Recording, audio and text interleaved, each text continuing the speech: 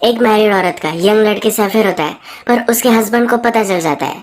इसके बाद हमारी मूवी की स्टोरी एक बड़ा सा टर्न लेती है। आज मैं आपको अनफेथफुल हिट 2002 की थ्रिलर रोमांस मूवी एक्सप्लेन करने वाला हूँ। एक्सप्लेनेशन के लास्ट में मैंने इस मूवी का एनालिसिस और अल्टरनेट एंडिंग भी बताया है, इसलिए एक्सप्लेनेशन को आप अंत तक देखना।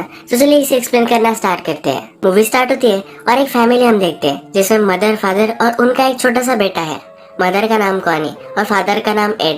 ये दोनों हमारे मेन कैरेक्टर है। मूवी के फर्स्ट सीन में हमें मॉर्निंग दिखती है और सब लोग बिजी है।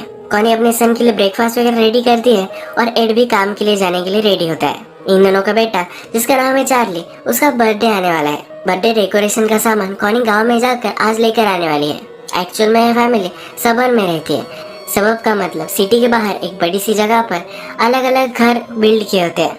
ये विलेज की तरह होता है, वैसे विलेज कोई बोल नहीं सकता। जिन लोगों को सिटी के पोल्यूशन से दूर रहना है वो यहाँ घर बाय करते हैं। इसके बाद हम देखते हैं कॉनी ट्रेन से सिटी में जाती है, सब सामान वगैरह लाती है।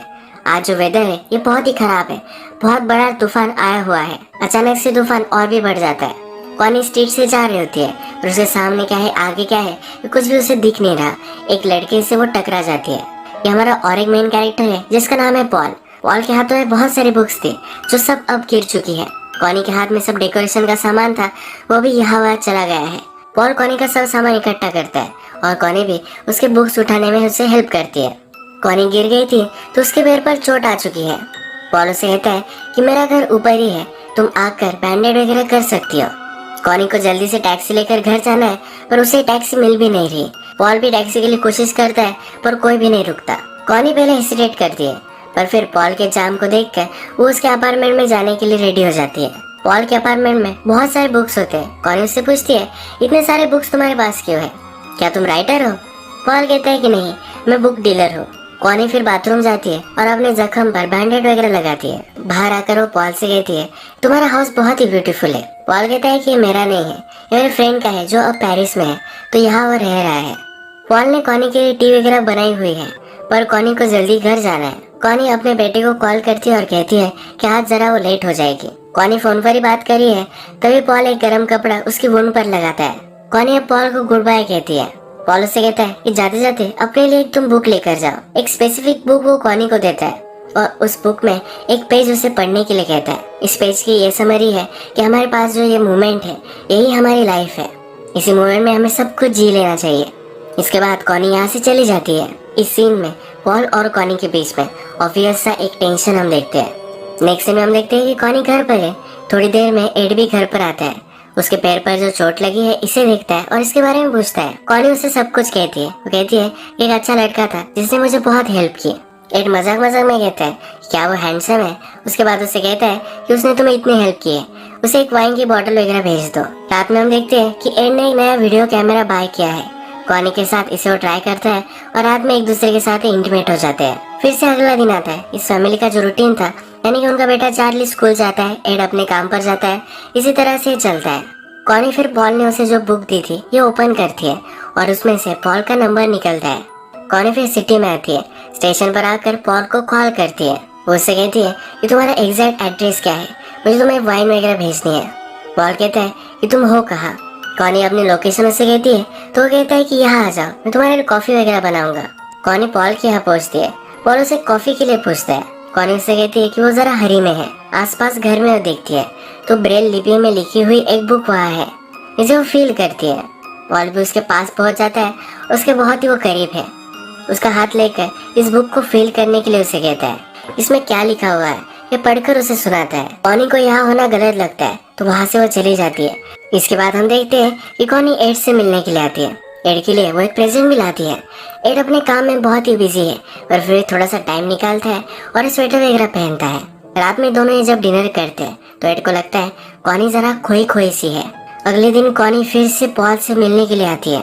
पॉल उसे देखकर सरप्राइज होता है। वो एक सॉन्ग लगाता है और कॉनी से पूछता है क्या हम डांस करें। कॉनी भी इसके लिए मान जाती है।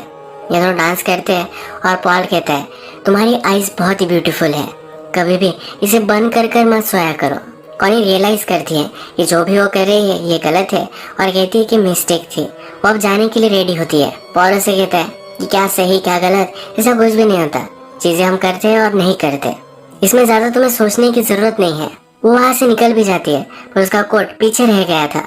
कॉनी अपना कोट लेने के लिए फिर से वापस आती है तो पॉल उसे जकड़ लेता है। कॉनी रेजिस्ट करती है पर फिर भी ये दोनों इंटीमेट हो जाते हैं। पॉल के यहाँ से कॉनी जब घर पर आती है तब पूरे रास्ते में उसे बहुत पछता होता है। इसके बाद हम देखते हैं कि एड काम से वापस आते वक्त अपने फ्रेंड से बात करता है। कॉनी ने एड से कहा था कि उसके फ्रेंड से फंड रेजर के लिए मिलने वाली है, तो इसके बारे में एड उससे पूछता है। उसका फ्रेंड कहता है इसके बारे में मुझे कुछ भी पता नहीं, शायद मेरी वाइफ के साथ उसने बात की होगी।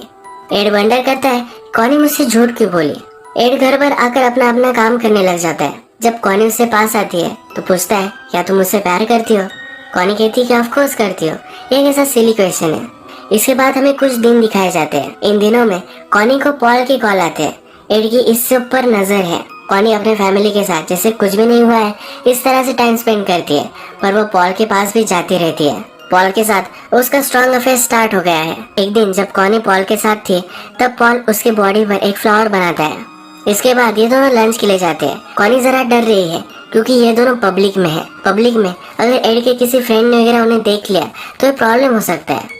इसी रेस्टोरेंट में दो फ्रेंड्स झगड़ रहे हैं कि बिल कौन देगा। पॉल कहता है कि इस पर हम बेट लगाते, अगर लेफ्ट वाले ने पैसे दिए तो हम यही रुकेंगे, और लेफ्ट वाला ही पैसे देता है। पर हम देखते हैं ये जो दोनों फ्रेंड्स झगड़ रहे थे इसमें से एक फ्रेंड एड का था।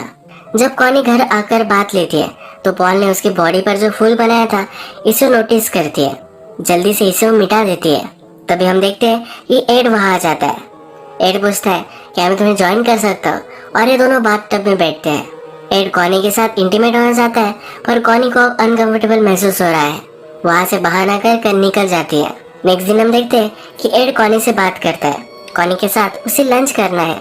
कॉनी ने पॉल से मिलने के लिए न्यू ड्रेस बाय की है, ये भी एड यहाँ देख सकता है। कॉनी पॉल से मिलना चाहती है तो सब बहाने बनाती है।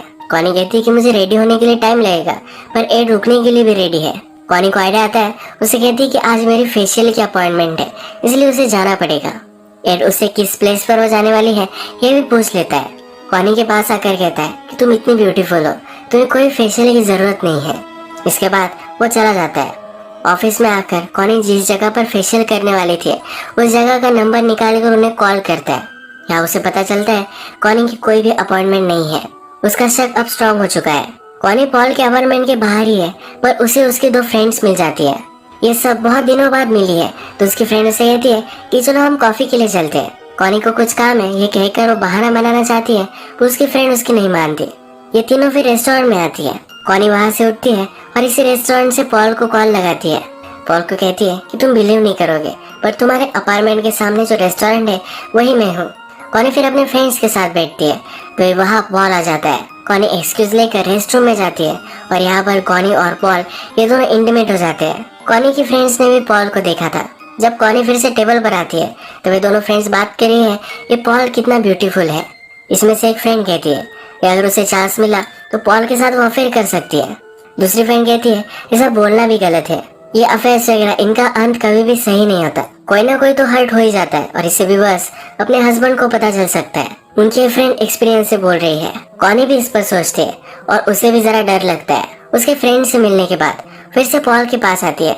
पॉल से वो कहती है कि हम जो कह रहे हैं अगर हमने यही स्टॉप कर दिया तो कोई भी हर्ट नहीं होगा।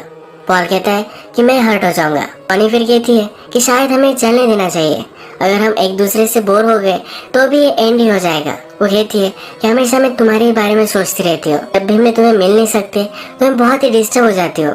इसके बाद ये दोनों इंटीमेट हो जाते हैं। नेक्स्ट सीन में हम देखते हैं कि एड अपने फ्रेंड से बात करता है। ये वही फ्रेंड है जिसने कॉनी और पॉल को एक साथ रेस्टोरेंट में देखा था। एड का फ्रेंड अलग अलग कंपनी से बात कर रहा था। एड की कंपनी छोड़कर अलग जॉब वो लेने वाला है। एड को ये पता चलता है तो इस पर वो बहुत गुस्सा है। वो कहता है कि तुमने मुझे पहले ही बता देना चाहिए था। एड पूरे वर्ल्ड में उसे कोई चीट करे इसे वो बहुत हेट करता है। वो फिर उसके फ्रेंड को फायर कर देता है। एड का फ्रेंड फायर होकर गुस्से गुस्से में उसे कहकर जाता है कि ये सब बातें मुझे क्यों तुम कह रहे हो, तुम्हारी फैमिली की तरफ तुम देखो। एड फिर हमें दिखता है कि वो एक प्राइवेट इन्वेस्टिगेटर को हायर करता है अपनी वाइफ पर नजर रखने के लिए। एड कॉनी से झूठ कहता है कि वो 2-3 दिनों के लिए शहर से बाहर जाने वाला है।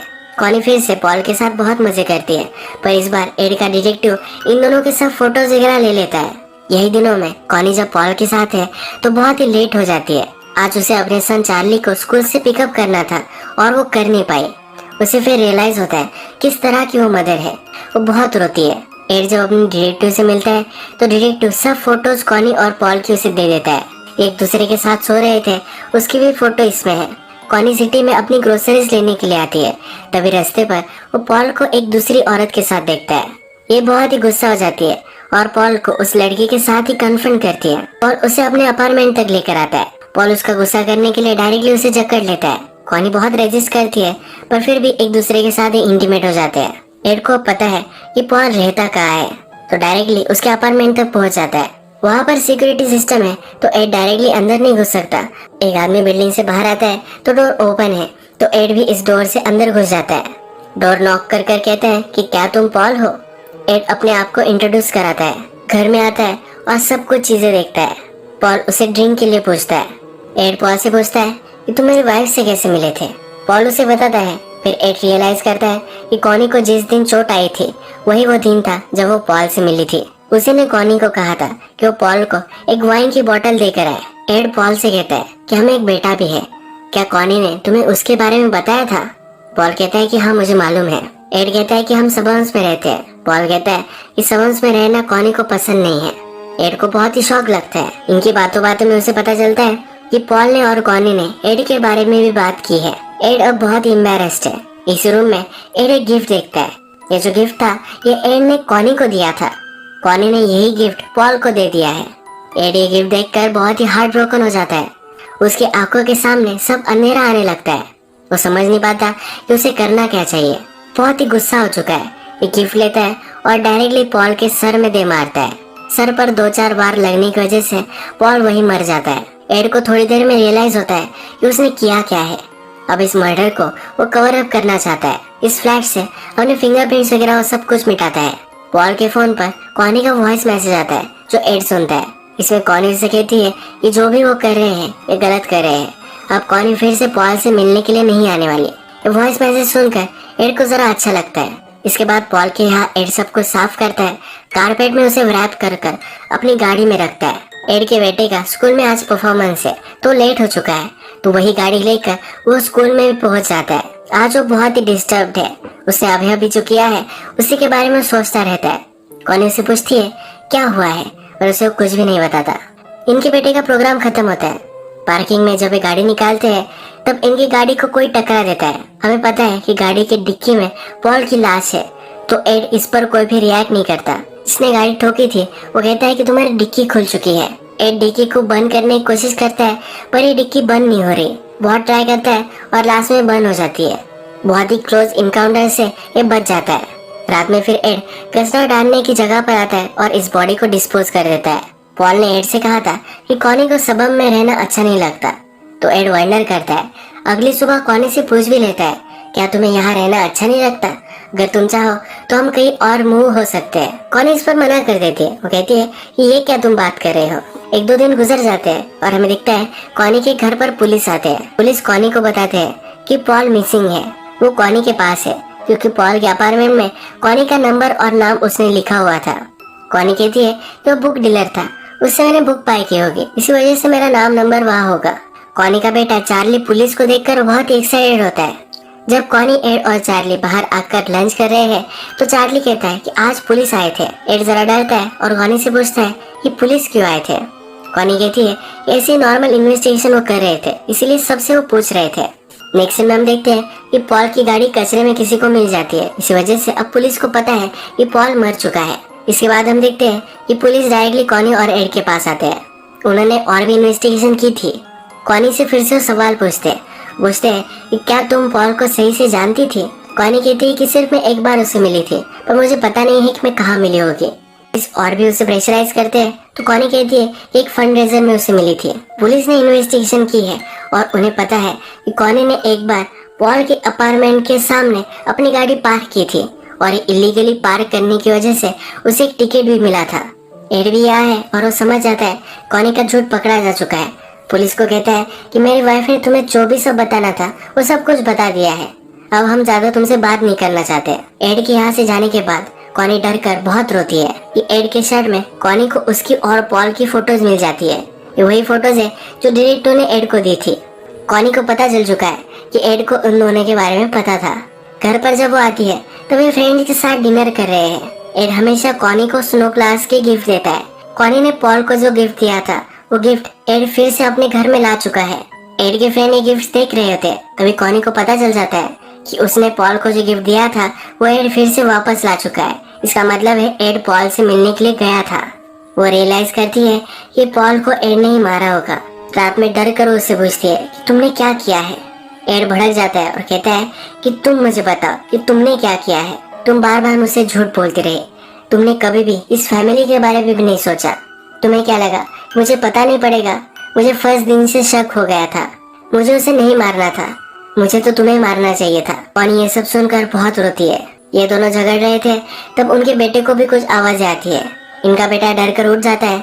तब कॉनी उसके पास जाती है और कहती है कि सब कुछ सही है, कुछ भी हो जाए पर हम तुमसे बहुत प्यार करते हैं। अगले दिन हम देखते हैं कि एड अपने बेटे को पियानो लेसन दे रहा है। कॉनी फिर से उसी गिफ्ट को देख रही है। इस गिफ्ट के नीचे एड ने एक नोट लिखी थी। ये कॉनी ने पहले कभी पढ़ी नहीं थी। इस नोट में लिखा था कि मेरे हर दिन का हाईलाइट सिर्फ तुम ही हो। तुम ही मेरे लिए सब कुछ हो। कॉनी को बहुत पछतावा होता है। उसके और पॉल के जो भी सब फोटोज थे ये वो जला देती है। वो सोचती है कि जिस दिन वो पॉल से मिली थी अगर उस दिन वो रुकती और टैक्सी में चली जाती तो सब कुछ ठीक होता। पर अब पछतावा करने से कुछ भी बदलने नहीं वाला। एड उसे माफ कर देता है। उसके पास आकर बैठता है। कॉनी उससे पूछती है कि अब हम क्या करेंगे। एड बोलता है कि मैं अपने आप को पुलिस के हवाले कर दूंगा। कॉनी कहती है ऐसा मत करो, उन्हें कुछ भी अब तक पता नहीं है। हम इस सब से निकल सकते हैं। एड कहता है कि अगर उन्हें पता भी नहीं चला पर हमेशा हमारे माइंड में बात रहेगी। पॉल को मारने के बाद वो बहुत ही डिस्टर्ब हो चुका है। उसने जो किया है वो रियलाइज कर उसे बहुत दुख होता है। इसके बाद हम देखते हैं कॉनी, एड और उनका बेटा ये सब फंड रेजर के लिए आते हैं। जब वो घर वापस आ रहे हैं तब कॉनी और एड एक दूसरे से बात करते हैं। कॉनी एड से कहती है हम सब कुछ बेच सकते हैं और अलग कंट्री में जा सकते हैं। वहाँ पर बीच के पास कुछ बिजनेस वगैरह हम स्टार्ट करेंगे। अच्छी फैमिली की तरह वो फिर से रह सकते हैं। इसी सीन में हम देखते हैं कि जहाँ पर उनकी गाड़ी है उसके पास पुलिस स्टेशन है और यही मूवी एंड हो जाती है। डायरेक्टर इस मूवी को बीच में ही बंद कर देता है। यानी कि हम व्यूअर्स को हमें डिसाइड करना है। इसमें दो एंडिंग्स हो सकती है। इसमें पहली वाली में एड अपने आप को पुलिस के हवाले कर देता है। सेकंड एंडिंग में जैसा कॉनी ने कहा था अलग कंट्री में वो जा सकते हैं। इस मूवी की डीवीडीज रिलीज हुई थी जिसमें अल्टरनेट एंडिंग थी। इस अल्टरनेट एंडिंग में एड अपने आप को पुलिस में दे देता है और कॉनी अकेली रह जाती है। कॉनी ने एड को चीट किया और उसके बाद भी वो एक अच्छी लाइफ जीना चाहती है। एड बहुत ही इथिकल कैरेक्टर था। उसे गलत चीजें थोड़ी भी नहीं चलती थी। उसका फ्रेंड अलग कंपनीज में जॉब ढूंढ रहा है यही उसे पता चला और उसको भी उसने फायर कर दिया था। वो अपने काम को लेकर बहुत ही सीरियस था और उसे थोड़ा सा भी इधर उधर नहीं चलता था। और अब उसके खुद की वाइफ ने चीट किया था ये वो बेयर नहीं कर पाया। वो जब पॉल के पास गया तो उसका गुस्सा कंट्रोल करने की उसने कोशिश की पर जब उसने गिफ्ट देखा ये गिफ्ट उसके लिए बहुत ही पर्सनल था और गुस्से में आकर उसने पॉल को मार डाला। उसने पॉल को मार तो डाला है पर वो बहुत ही गिल्टी महसूस करता है। इस गिल्ट के साथ वो सही से जी नहीं पाएगा। कॉनी एड से कहती है कि वो नई लाइफ स्टार्ट कर सकते हैं पर उसने एड पर चीट किया है और वो डिजर्व नहीं करती। इसलिए एड अपने आप को पुलिस में दे देता है। तो इसी तरह से इस मूवी की डार्क एंडिंग हो जाती है। आज का वीडियो हम यही खत्म करते हैं। अगर आपको ये वीडियो अच्छा लगा तो प्लीज इस वीडियो को लाइक कर दीजिएगा। मैं बहुत सारी मूवीज लेकर आता रहता हूँ तो प्लीज इस चैनल को सब्सक्राइब कर दीजिए और बेल नोटिफिकेशन आइकॉन दबाना भी मत भूलिए। हम फिर से मिलेंगे और एक नई मूवी के साथ। तब तक के लिए थैंक यू और आप अपने आप का ख्याल रखिए।